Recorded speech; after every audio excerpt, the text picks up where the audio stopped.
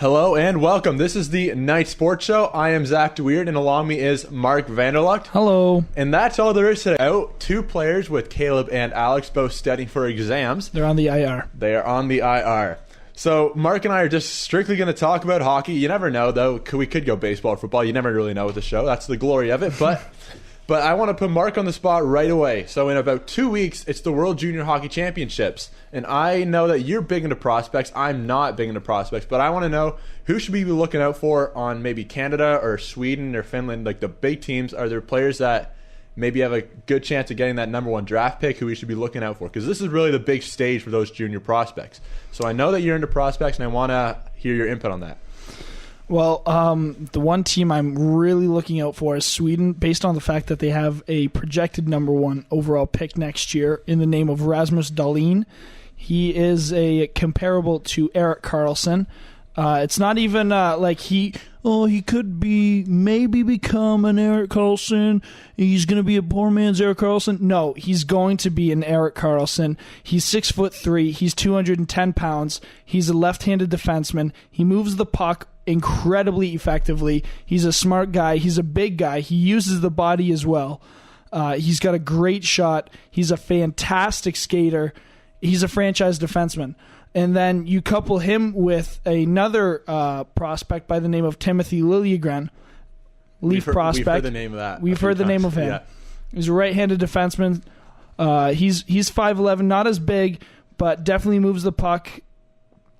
That's gonna be definitely a pairing that I want to watch out for.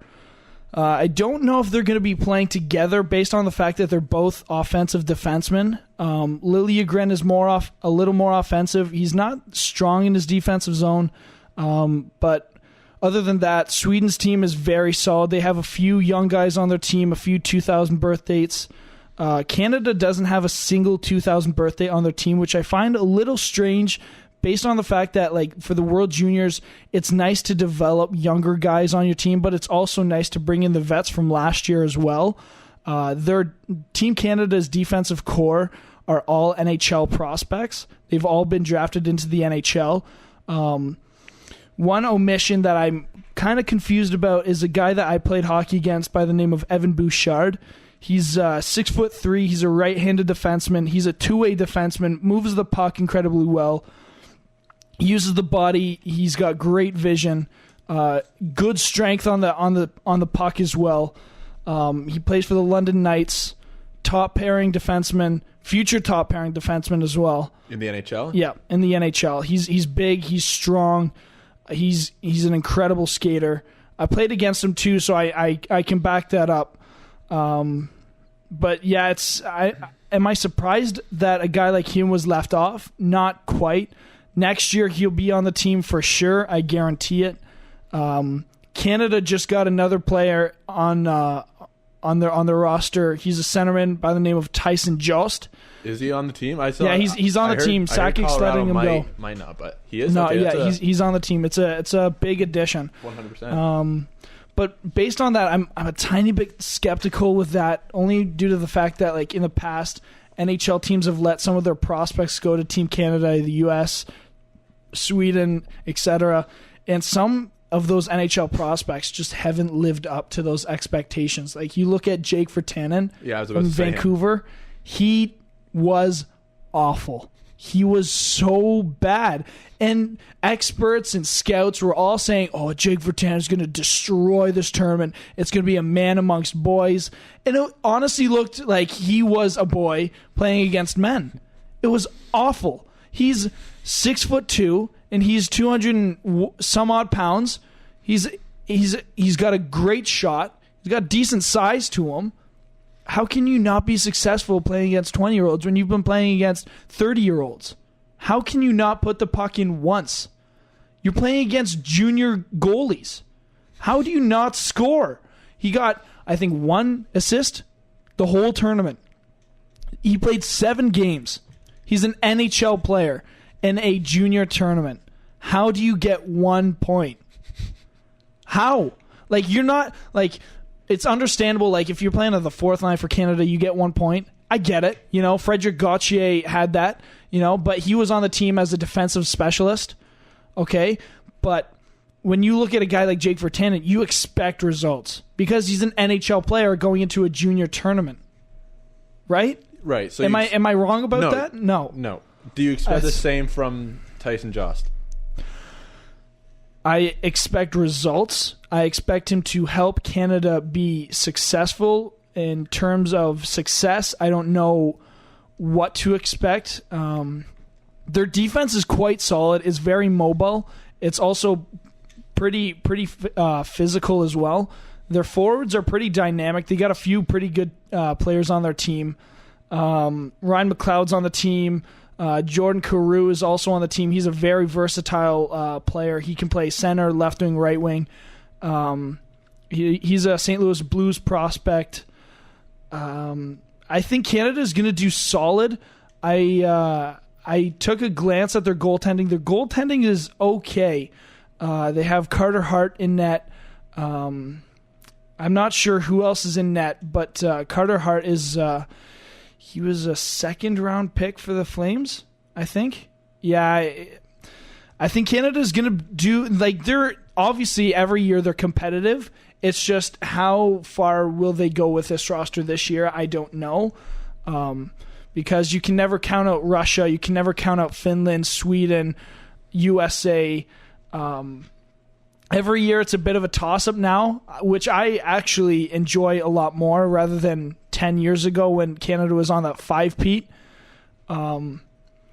Nowadays, like, the countries have caught up to Canada in a way that the Canadian prospects, like the first-round draft picks and the second-round draft picks, they're all being put into the NHL right away based on the fact that they're cheaper than a everyday NHL player. So then some teams hold on to those prospects, not letting them go to those World Juniors, and then those international countries let their prospects develop in those men's leagues, and then they get to those World Juniors, and then they just clean up. You know, like NHL teams, unfortunately, I don't know why, don't let the Canadian kids go. Because I think last year McDavid was still eligible for the World Juniors. Yeah. Could you imagine Connor McDavid on Team Canada in the World Juniors last year? He got 100 points in the NHL. Would have gotten 1 assist like Jake Virtanen. in his first 10 seconds. Yeah. Like, no, yeah, he would have. Honestly, are you kidding me? But that also brings up... Matthews eligible this year? I don't know. Is it 20 and under or under 20?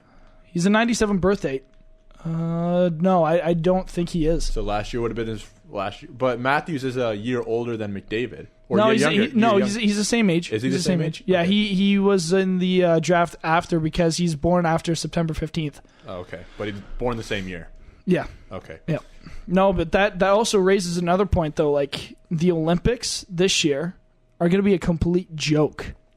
I took a look at Canada's roster. Mason Raymond as your first-line winger. They got Jerome McGinley. They got Shane Doan. They got fossils. They have fossils on their team. Is their starting goalie. Ben Scrivens. Honestly, I think that the management team are a bunch of archaeologists with that team just digging up fossils.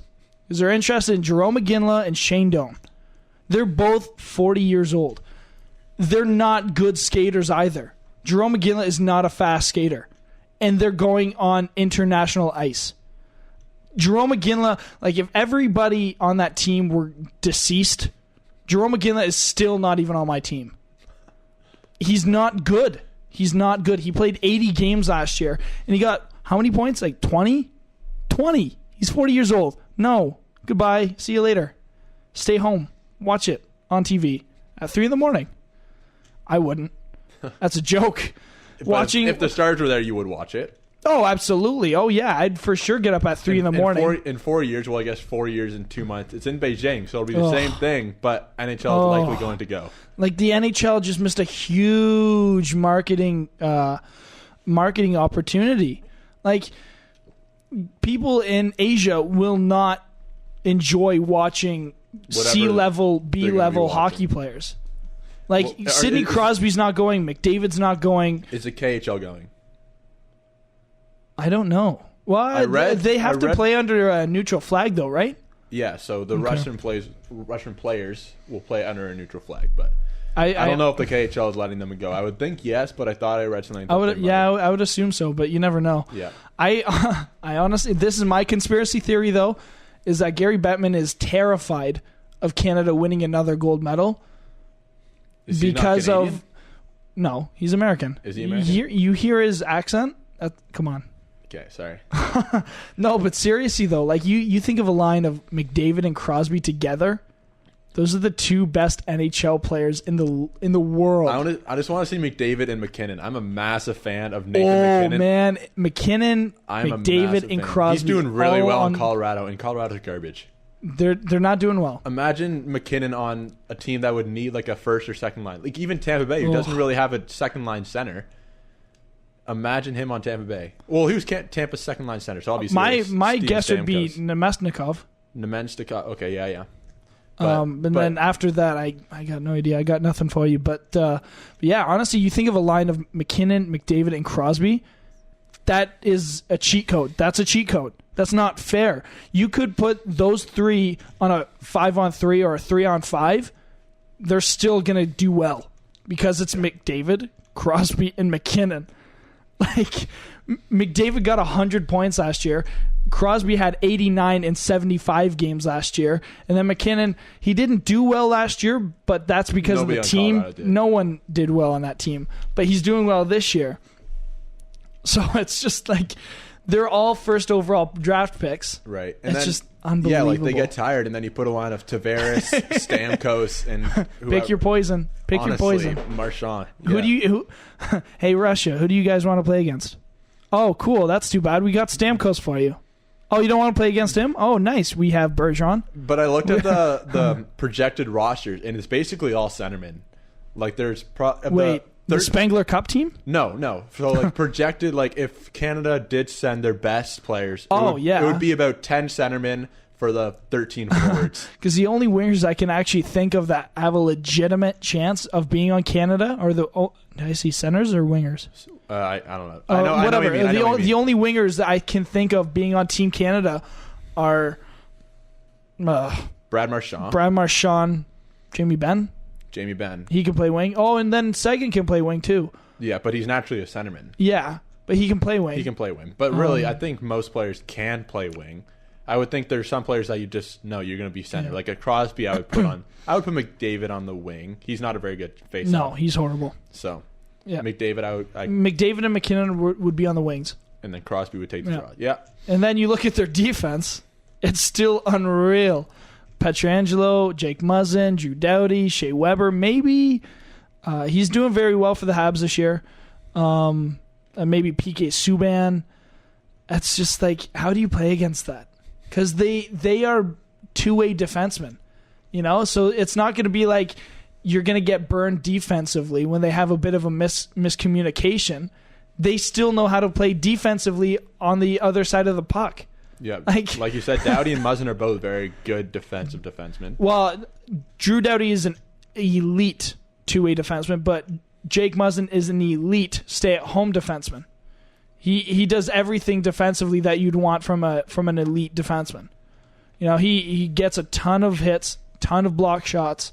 He can move the puck pretty well. Like he's a very mobile defenseman. He's a big guy too. And then Pietrangelo is a tree. And then Shea Weber is a bus, Subban hits like a bus, but they can all move the puck. And then, so it's just like Brent Burns to that list of. Oh yeah, absolutely. And Brent Burns can even play on the wing too, if need be. Yeah. But I don't know why. But still, he was a winger, like a full-time winger back in Minnesota. I think he was on Minnesota. Was he a full-time winger? Yeah. Wow. Oh, yeah. Minnesota really. Man, they missed the bus on that one, eh? But then they signed Suter when he left, so they got it right. Yeah, but still, like 6'5" defenseman, 230 pounds, they don't grow on trees. No, you're right. Yeah. But yeah, and then the goaltending, Price, Holtby. Game over. Doesn't matter who else. It honestly doesn't. Like you could literally put, oh man, who is a bad goal? No. Like Ben Scrivens. You could honestly put Ben Scrivens as their backup goalie. And if Price and Holtby were to get injured somehow, some way, and Scrivens is in net, unfortunately for him, not really unfortunately. He's still going to get the gold honestly, medal. that's the easiest job he'll ever have in his life. Stop a few pucks, but really sit there for 60 minutes and just watch it, front row seats. Like, honestly, I was looking at it, the 2014 Olympics, when Canada played the USA in the quarterfinals. Canada scored a goal in the second period, like early on in the second period, like 5 minutes in, and they parked the bus for the rest of the game. No team, no NHL team could do that, can do that, except for Columbus last night, but still. Columbus was playing against Arizona, but still. Canada's playing against USA. USA had Kessel, Kessler, Jonathan Quick. Pacioretty. Yeah. Suter. That team is a good team, but Canada's just way better. They're so much better. Was it a 1-0 final? It was. It was a 1-0 final. Who was in that? Carey Price, probably? Yeah. Yeah. Oh, of course. When you're playing against Crosby, Stamkos, it's just you're gonna have a bad time. You're going to have a horrible time because you're playing against Duncan Keith, Pietrangelo, Shea Weber in his prime. Don't bother, man. Don't try and score. Park the bus. You're going home. Canada's gonna win. Give it up. Canada wins. Honestly, when you think about it, it's truly remarkable being able to score one goal and win. How? Against the United States of America. They have Kessel. Kessel is very well known for scoring goals. Same with Pacioretty. And then Ryan Suter is a pretty good defenseman. And then Jonathan Quick is a pretty good goalie. And he lets in one goal and he loses? Man, that's bad luck Brian right there. That brings it to a whole nother level. All right, so what else do we got on tap, though, for today? Well, like I said, I just want to talk about hockey. So if you have... I want to see if you can kind of host this for the next few minutes. Okay. If you have questions, let's just keep going. All right, so your thoughts on Arizona. Are they a legitimate team, or are they a flash in the pan? Are they going to get better than this? I think not this year. I don't think that they're going to get... I think they've hit... obviously they're going to get more points, but I think they've realized that they're not going to be a playoff team. I think that they're going for the future. You think of Arizona's core players. Who are they?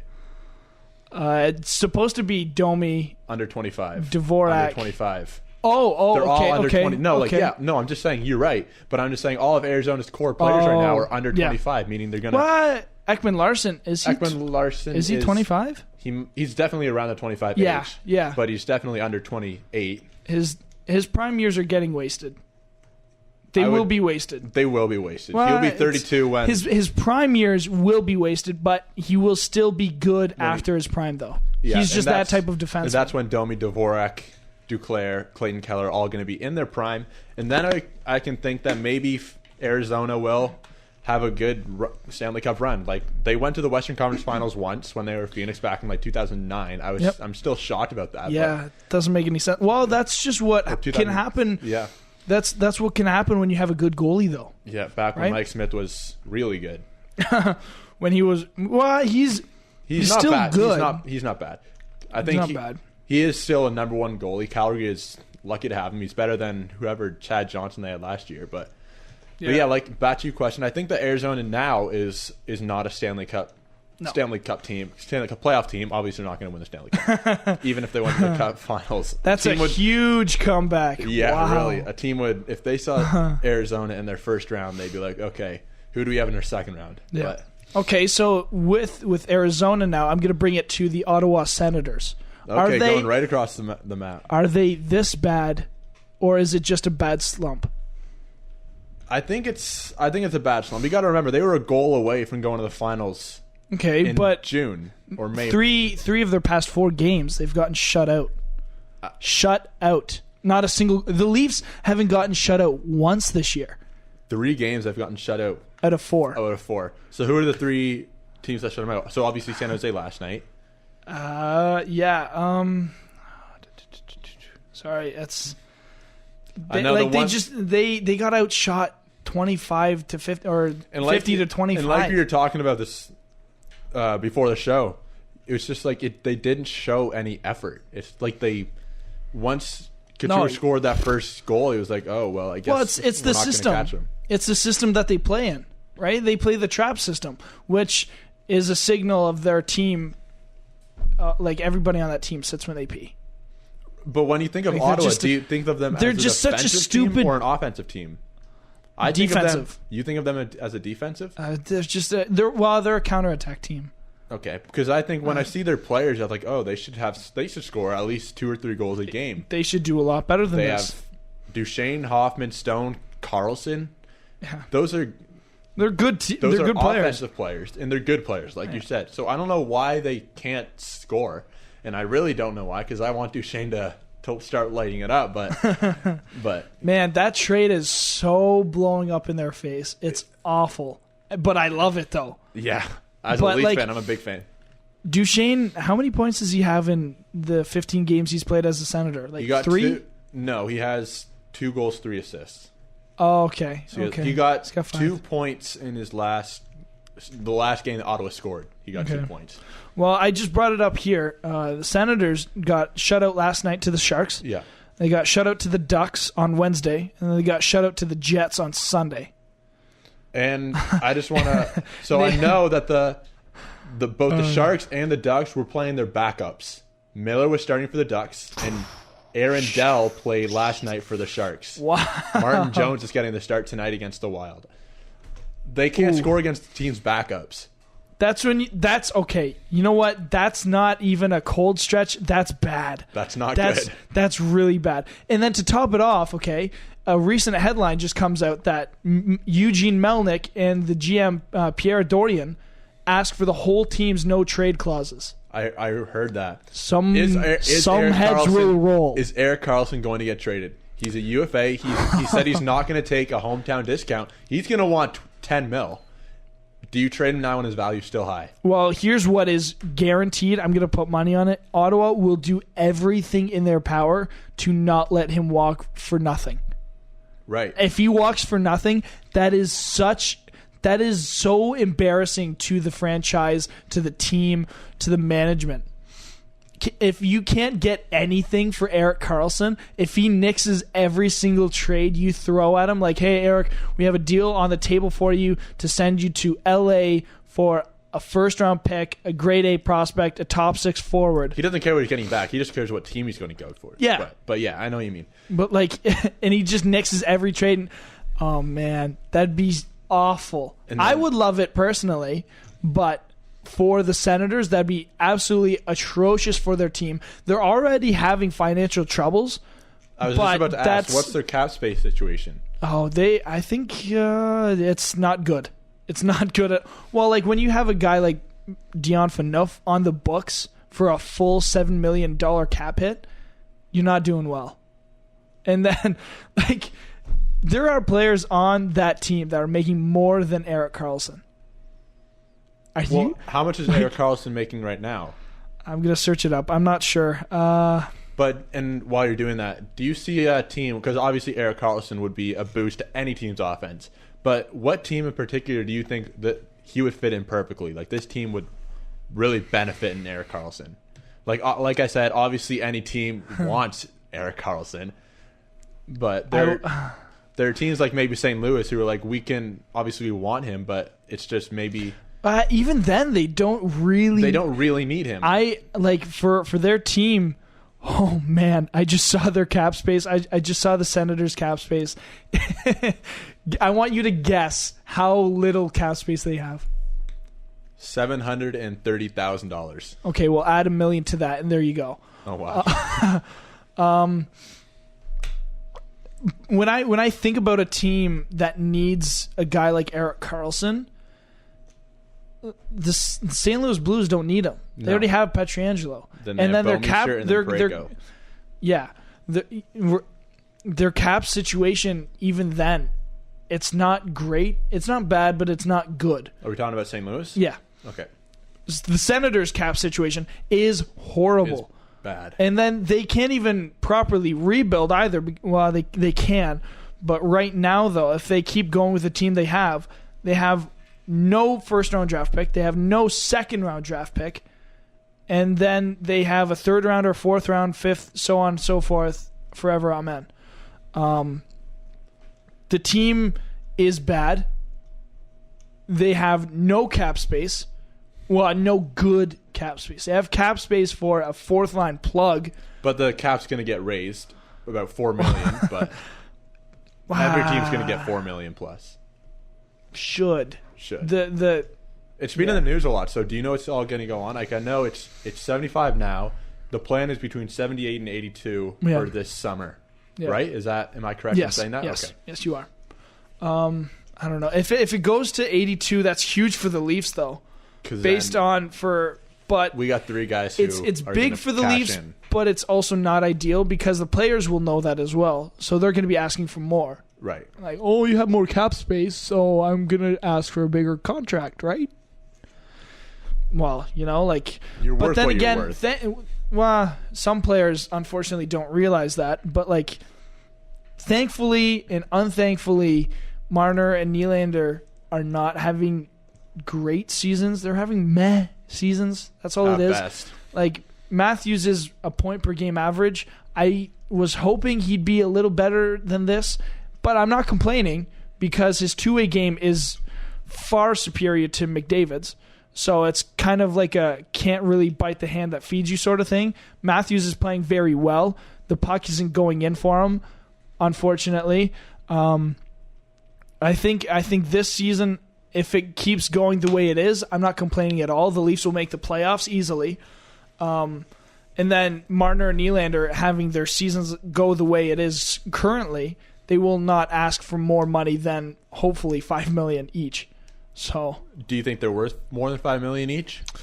At their highest potential, absolutely. If we get them both for $5 million, I would consider that a steal. Oh, absolutely. Oh, for sure. And then if you get Matthews under $9 million, that is a huge steal. That's massive. If you can get Marner, Nylander, and Matthews for about $21 million, you're laughing. That's massive. What kind of term would you think for both or all three of them, I guess? I know in Toronto, they don't usually want to go more than 5 years, but they have in the past with Phaneuf backfired, Kessel backfired. Well, Kessel didn't backfire. They just ended up going in a different direction than what was originally planned, thankfully.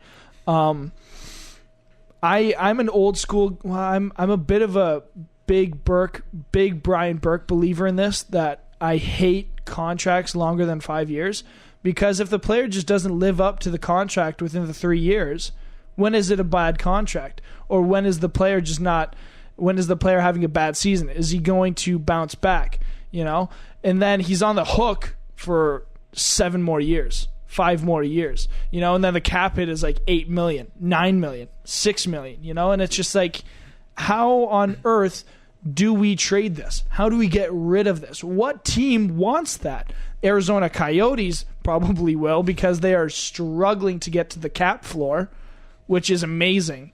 I find that hilarious, and then Chris Pronger's contract is coming up, finally. Pavel Datsuk's contract is coming up, and they could probably take on something crazy, but I don't know. It's... Okay, I just got on a weird tangent there, but still, I'm not a big believer in contracts longer than 5 years. I hate them a lot. I don't like the thought of them, only if the player doesn't live up to the expectations. You're on the hook for 5 years. Thankfully, in the Leafs case with David Clarkson, when they signed him, I don't know why. I don't know what was going through their minds when they signed him to that 7-year contract. How they got out of that contract is a miracle. They traded him for Nathan Horton, and Nathan Horton's back was a big pile of mush. And it's just one of those trades where I think the NHL is probably like, that's a little shady. You trade a player with an enormous cap hit for a player that can't play. So then all of a sudden now David Clarkson is in the same predicament. Vegas is now burying his contract. So I don't know. I just don't like contracts longer than 5 years. I really don't. I hate them. I really do. But if it comes to that, though, like, I have no problem giving Matthews longer than 5 years. You know what he is. You know, he's a scoring centerman who has a two-way game. Like he brings his stuff every game. He can dangle inside a telephone booth. He can dominate shifts, dominate a game. You know, he can take face-offs. You know what he's doing. Marner and Nylander are a little more inconsistent, and I'm not crazy about that. So I'd lean closer to 5 or 6 years for them. Matthews, I have no problem giving an 8-year contract. So I'm Lou Lamoriello. You're Matthews. I say, Matthews, we want to give you $70 million for 8 years. That's just under 9, like you said. Yeah. That's 8.9. I'd take it. You as Matthews would take it. I think Lou Lamoriello would. I, as Lou Lamoriello, would also be like, yeah, we're good. Well, you're a franchise player. You're a number one centerman. We want you for the next 8 years. Well, it's one of those catch-22 things, you know? Like, if you ask for more money, that's only closing off the window a little bit more in terms of the management team finding good depth players for the team. And then it comes back to, what's your biggest thing? Is it winning or is it cashing money in? Yep, absolutely. Because, like, I have no problem with Connor McDavid's contract, only because he deserves every penny, if not more. Is it 12.5 he's getting? Yeah, it's 12.5. And he left $1 million on the table, and everybody thought he was some sort of, like, he left $1 million on the table. He's incredible. He's a Hall of Fame. You know, it's just, no. He left $1 million. Who can you get with $1 million? UC Jokinen. Wow. What's he doing? Oh, he's on the Kings. That's nice. He's a bag of nuts. He sucks. He's a fourth liner. Are you joking? Oh, man. But, like, it's just one of those things, though. Like the Leafs had it with David Boland 40 years ago when his contract expired with the Leafs. He wanted $5 million. The Leafs did not give him $5 million, but in turn signed 5 guys for $1 million. Mason Raymond, Steve Santorelli, Cody Franzen, and then Matthew Lombardi, and then someone else. Daniel Winnick. Like, it's just so funny to me, though. You know, it's one of those things that you look at. You sign one guy for $5 million, or you can sign 5 guys, or you sign one guy for $5 million. You sign 5 guys for $1 million. You know, what do you want? You know, those 5 guys shouldn't be better than that one guy, but in this case, it turned out to be because David Boland is now buried on the IR with his cap hit. You know, he's off in Turks and Caicos, going to Coachella and hitting up, you know, I don't know, bars. Who knows? You know, like he's gone. He's disappeared from the NHL. Yeah. All right, it is 6:30. Meaning we're going to take about a 5-7 minute break. We'll be right back talking more about hockey. This is the Night Sports Show. Welcome back. I am Zach DeWeird, and along with me is Mark Vanderlucht. Bonjour. And this is the Night Sports Show. We talked a lot about just hockey in general. We talked about junior hockey and the World Junior Championships. We talked about contract, Erik Karlsson, whether he's going to stay or go.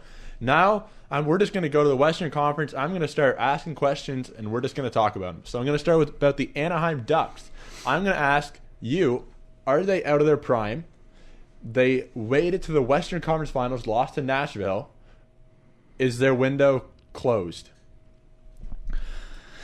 Well, when you're thinking about a team, if they're in their prime or out of their prime, you look at their core players and what age they're at and where their cap hits are going or where their contracts are going, what their production's doing, is it fluctuating?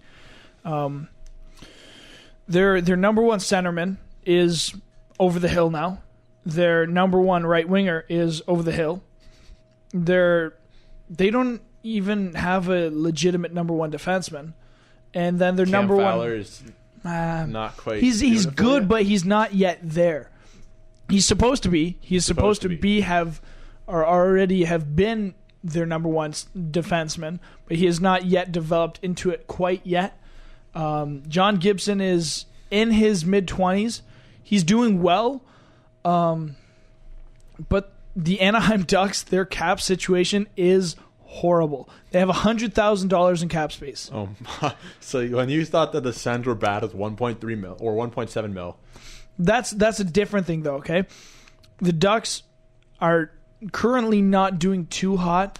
They're doing a whole lot better than the Sens, though. Cap situation, absolutely not. It's completely the other way around. But with that in mind, though, like their team is, it's better than the Sens. Do you think that they have enough to make a good Stanley Cup run like they did last year? Well, they'll be competitive. They were a couple games away from going to the Stanley Cup Finals. Yeah, they'll make some noise. Obviously, they always do. Will they win the cup? No, I don't think they will, because they just don't have the right elements on their team anymore. You know, their core is not in a right spot. Their transitioning of their team is not good. Well, I don't mean that like systematically. I just mean that like age versus contracts versus production. John Gibson is a very good goalie. They have very deep defense. Brandon Montour, Cam Fowler, Josh Mason, Francois Beauchemin. He honestly, when he was with the Leafs, he was a joke, but when he got out of the Leafs, he actually has done very well. The Ducks, though, will not win the cup based on the fact that their depth on the wings is not good, but their depth on center is very good. It's just not young, you know? Like, Getzlaf does not move like he did. His production speaks otherwise, but it's just one of those things where he's often injured now. He's always been often injured just because of the playing style he has. He's a power forward at center. Ryan Kessler is always injured. Ryan Kessler's supposed to come back in the next couple of weeks. Yeah, he's coming back soon. Antoine Vermette is Antoine Vermette. He's a face-off specialist. Yeah, he's always going to lead the league in face-off percentage. He's like 65. Yeah. But yeah, exactly. That's the one thing that you can think of why they would win the cup. Their center depth is incredible. When you have Vermette on your third line, you're doing okay. He's not going to bring you home points every single night because that's not his job. He's not supposed to be bringing you home points. He's going to get you the puck for your defenseman who will bring you home points. Their left wing depth is horrible. Their right wing depth is not ideal. Their center depth is incredible, along with their defensive depth, and their goaltending is quite good as well. Will they win the cup? No. So, like we were talking about that center depth, they picked up Adam Henrique, who's center. He's very good. But then when Kessler and Getzlaf come back, is Henrique going to be on the wing, or is he going to be on center? Right, and like you said, that wing depth is not good. I take a look at their depth charts now. Their third right winger is Logan Shaw. Who is that? Their third left winger is Joseph Blandisi. Blandisi. Like that's enough to tell you that they won't get far. Well, they could get far, but they will not win the cup. They simply will not win the cup. Okay, so on to the next team, though. Next team is the Los Angeles Kings. Are they legit this year?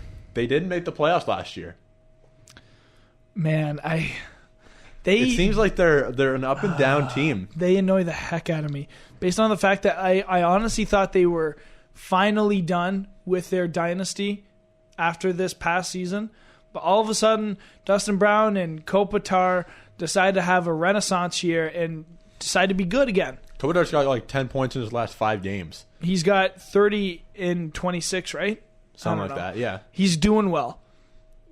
Dustin Brown is starting to slow down now. But like they have Drew Doughty, Jake Muzzin, Alec Martinez, Jonathan Quick. You know, Jeff Carter's on the IR, but like when you look at the team on paper, they're a good team. They're a really good team. Their cap situation, not good. Is Doughty a UFA coming in July? I don't think. July. Yeah, next July with Karlsson. with Karlsson. Yeah, and that's the funny thing is Karlsson said he's not taking a discount, and he will ask Doughty or whatever. They're going to talk to each other about what they're going to do for their next contracts. I heard that they want to relate it to PK Subban's contract, but a little more. A little more, just a little bit. Do you good luck. That's essentially saying, good luck, Ottawa. I'm going to get market value, and you better be able to pay up. And Ottawa's not going to give it to him. No, Ottawa they won't be able to. Ottawa can't. Like they simply will not be able to. The Los Angeles Kings currently have $3 million cap space, $3.5 million cap space. Their team is good on paper. I don't know how they struggle to make the playoffs every year since they've won the Cup. It just doesn't make any sense. Jonathan Quick, Martinez, Doughty, Muzzin, Carter, Gaborik, Kopitar, Brown should be good enough to get you into the playoffs. No? How do you not get into the playoffs off of that? It just doesn't make any sense. But the one thing is probably that they struggle to score goals. That's probably what it is. You need to score goals to win. It's pretty useful. Could they... If they make the playoffs this year, I think they're going to make some noise. You know, because Dustin Brown seems to have finally decided to be good again. But he's slowing down, so I don't know what he's doing. So it feels like Los Angeles' toughest part is that regular season, that 82 games, and then when they get to the final 16 wins, they can do it no problem. Oh, hey, it's time to win now. Right. They turn on that second gear. Yeah. Okay, so the next team. Actually, I want to talk about a little more about LA. Okay. Is Drew Doughty a Norris winner right now? Would you give it to him? Yeah. Based on the fact that... Over Pietrangelo. Stumped you. That's a really tough call. You shouldn't be a voter. When it comes to a trophy like that, though, you need to look at their impact on their team's defensive success and their offensive success. It shouldn't go to the defenseman with the most points at the end of the year, like Erik Karlsson. John Klingberg right now. It's John Klingberg. And he's not going to win the Norris. Defensively, he's not the greatest in his own zone. Offensively, he's quite good. He's elite in the offensive zone. On the offensive zone. But when you think of a defenseman winning the Norris, you have to think of all of the aspects of what makes them a good defenseman. How important are they to their team's success? Like you look at Nick Lidstrom, the guy won 7 Norris trophies because he's a good defenseman. He's not going to get you 100 points or 70 points or 80 points. He's going to bring home 50, but then he's also going to shut down your top line. And it's not like he was against bad defensemen. Like Scott Niedermayer was there right along with him. Yeah. Oh, yeah. Yeah. Yeah, he wasn't in a watered-down era. No. He was in a good era. You know, he's playing against Scott Stevens, Scott Niedermayer. You know, he was playing against Zdeno Chara. You know, Paul. He played in an era with Paul Coffey. You know, he's played against good defensemen. So Doughty does not get it, in your opinion. No, I think he does. I think he does. Okay. Because he brings home everything for the Kings. And currently, the Kings are at 8 wins in a row. Can they make it 9? Who's their next opponent? I want to see their schedule, but yeah, they've just been on a bit of a tear recently. 8 in a row do that. 8 in a row will do that to you. Well, they're playing against New Jersey. New Jersey looks to be slowing down a little bit. So I'd say Thankfully. 9 games should be doable. They're on a little bit of a 4-gamer in northeastern United States with New Jersey, the Rangers, the Islanders, and Philadelphia all in their next 4 games. I think it shouldn't be too big of a deal. Because the Kings are currently leading the NHL in the penalty kill at 89%. Their power play is middle of the pack like it always is. Their penalty kill is what really brings home their success. You know, like you can take, they can take penalties on you all they want. They're just going to shut you down. Doesn't matter. Jake Muzzin, Drew Doughty, and Jonathan Quick with Alec Martinez. They block a lot of shots and they hit you a lot and they can move the puck. So It's a recipe for success. And all 4 of those power plays don't look incredible. With New Jersey not having fantastic players, They're not good on Taylor Hall. They're dangerous. They're dangerous on the power play. It's just their center depth isn't good. No. So taking the draw is a bit of an issue for the Devils. Moving on, we're going to go to the San Jose Sharks. Okay. Are they a playoff team? Simple. Yeah. Yeah? They've started to turn it around. Joe Thornton is looking like Joe Thornton again. He's got, I think, about 10 or 12 points in his last 10 or 12 games. He got off to a really slow start. Their cap situation is meh. Could it be better? Yes. Could it be worse? Yes. It absolutely could. They have $4.5 million on cap space. Who are their big spenders? So Brent Burns probably has a solid contract. Thornton probably has a solid contract. Well, he signed a 1-year contract this past summer for $8 million. Burns? No, Thornton. Thornton, okay. But how much is Burns getting? Do you know? I don't know. I couldn't tell you. I'd say my guess would be around $6 million. Because how long? Oh, he's making $8 million. Is he making $8 million? $8 million for a long time. Oh, how old is he? He's 32. Oh, yikes! But he just won the North. He just won the North, Yeah. but he's been having a rough season so far. Man, I don't know how Minnesota could let that guy go. Unbelievable. Did they just let him go, or did they trade him? Well, they traded him for like Danny Heatley and Nice. yeah, nice. Where is Danny Heatley? He's sipping Mai Tais in France or something. I don't know. He's gone.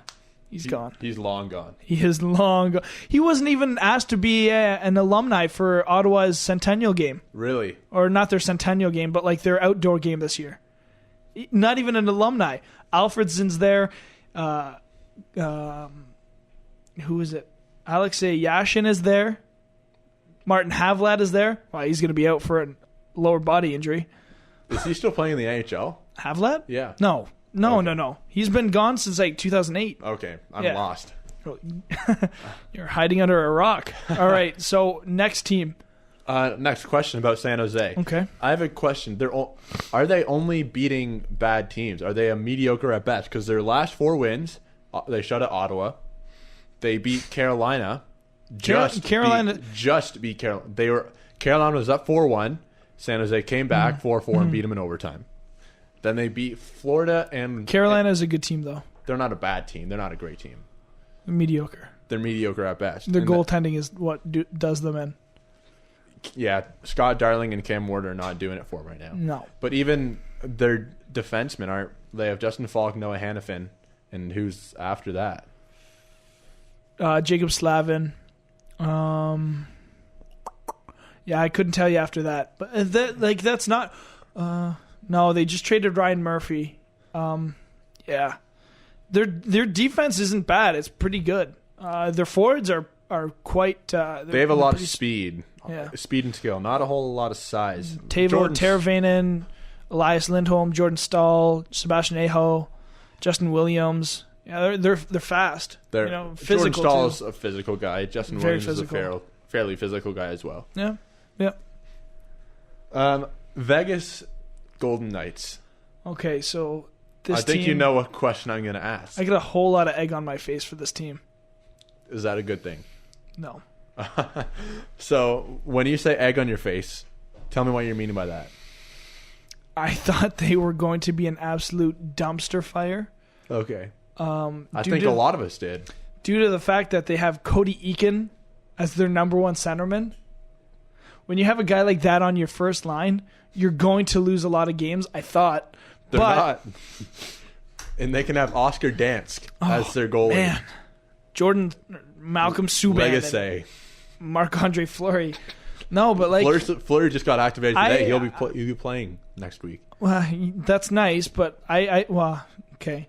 I heard an interview from George McPhee, though, that he said that the key to making an expansion team is to draft or acquire guys with a lot of character.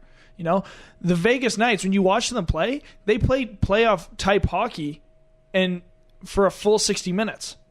They are not an easy opponent for teams. When teams sleep on them, they're going to lose.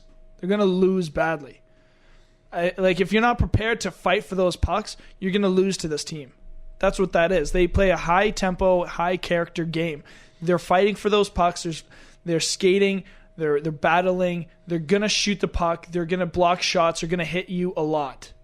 It's just one of those things. You know, like a lot of those players are miscast on top lines and top pairings. But when you can get a whole team rotation playing a full team game, you can win some games. You can do some damage. They're winning a lot of games. They won 19 games. Yeah. They just matched the Atlanta Thrashers in their inaugural season for total wins in a whole season. And it's December. Vegas already has 19 wins. Washington won 8 games in their first season. 8 is not good. They played 2 less games. They played 80 games that year. Wow, that's a big difference, eh? They lost 72. They could have won those 2 extra games. They lost 72. But that leads to my next question. Okay. Seeing how well Vegas is doing, does that increase the chance for Seattle? Because we're assuming that Seattle is the next team to get an expansion. The process has come. They're building that arena. Now that Vegas paid $500 million for their team, now it's $650 million, but I don't think that's the big issue. I think that Bettman just needs to know that there's going to be a fan base, and the Mariners have a bad fan base in Seattle, and I think they're 23rd or 24th in the league in MLB. Not good, and that's the only thing. So if Seattle can prove that there's going to have a fan base for a long time, like obviously in the first season they're going to have fans. They're a new team like Vegas, but they just got to see that they can keep that fan base up for a long time. A big test for them is to hold a ticket drive. You know, see how much interest is there. I think the potential is there for Seattle. They have a good population. It's not like putting a team in Saskatchewan. They have a WHL team, and it's doing well, I thought. I'm pretty sure it's doing well. Seattle, yeah. They've won the Stanley Cup already back in like 1917. In the nice 1800s when they had sled dogs holding their hockey bags. I'm pretty sure they won the first like Stanley, or like the last year wasn't actually the NHL. I'm pretty sure they won the Stanley Cup. So Seattle has had the Stanley Cup in their city, but I honestly wouldn't be surprised. Like their application process was accepted, but the big problem is that the expansion fee is $650 million. That's a lot of money. It's a lot of money, but when you think about that though, like if you're to put a team in Quebec, good luck, because you got to put that into Canadian dollars. That's no longer $650 million. That's like $700. That's like $800 million. You know, because the NHL operates in U.S. dollars, right? So, I think Seattle should get a team. I think so too, and really, 31 teams. I've always hated that's 31 stupid. teams. Yeah. Well, plus it'll bring balance to the Western Conference. But I heard a comment from Gary Bettman saying that it's not a guarantee. It's their first view is going to be through relocation to Seattle, which to me still doesn't make any sense, right? You need to balance out the Western Conference and the Eastern Conference. Why did anyone think 31 was a good idea? Well, someone who can't do math. Yeah, 31 teams is good. Like there was a couple weeks back, it said, "Oh, there's 15 games on tap in the NHL." I was like, "Awesome! My fantasy players are playing." Nope. Alex Pietrangelo did not play that game. I had him starting. St. Louis is the one team that did not play, and ooh, man, that's that's bad. That's actually really funny. But yeah, the one team last year when I heard 15 teams are playing, I was like, okay, put your best players on. Yeah. Pietrangelo is going to be one of my best defense. Yeah. Anyways, now we're going to go to Dallas. Okay. After their first line, it goes downhill real quickly. Like real quickly. Big, so their first line plummets. It plummets. I don't know if their first line is Radulov, Ben, and Seguin. It is. Is it? Yes. Then it goes down really quickly. Jason Spezza as your second line center. He's not. Jason Spezza is not Jason Spezza anymore. No, not even close. Radulov is he's a promising player. Yes, he is actually supposed to become a top 6 centerman. So he's 6'3" and he's close to 200 pounds. He's a big guy, and he was a first-round draft pick as well. So he has potential to be a good impact player. So, and then their defense is not ideal. Essa Lindell is not good enough for the top pair. No. John Klingberg is good enough for the top pair. Ben Bishop is good enough to be their number one goalie. So and then they have Dan Hamhuis, he's solid. He's a solid player. He's solid. Mark Mathot is also very solid. But then you go to Greg Pattern and Jamie Oleksiak. Whoops. But Jamie Oleksiak, though, he really sucks at skating. I was watching 6'7"? Yeah, he's 6'7", but then he's like 250 pounds. He's too heavy. He's way too heavy. Chara can do it. Yeah, but Chara is also an animal, though. He's 6'9". He's just a tree man. He's Groot. Yeah. No, yeah. Is Dallas supposed to be that bad? Not really, because when you have Radulov, Ben, and Seguin on one line, you should do fairly well. But then you only have that one line. Yeah. But then it kind of looks like the Winnipeg Jets. They are top heavy. But then they have Hellebuck. Do the Winnipeg Jets have the best top six in the NHL? It's top 5 for sure. Absolutely. So what's their Leafs? The Leafs are in that top 5. The Leafs could put together probably the best top 6. Pittsburgh, they don't. Pittsburgh, Toronto, Winnipeg are right there. That's the top 3. Winnipeg's top 6. So is Kyle Connor, Scheifele, and Wheeler on that first line. Then Ehlers, Laine, Ehlers, Little, and yeah. That's not bad. That's pretty good. You're doing pretty well. Yeah. But unfortunately, we are at 7 o'clock. Unfortunately, say it ain't so. I caught you off on your last point, but it is 7 o'clock. This has been the Night Sports Show. I hope you all had a good time. We sure as heck did. Have a good night, everybody. Adios.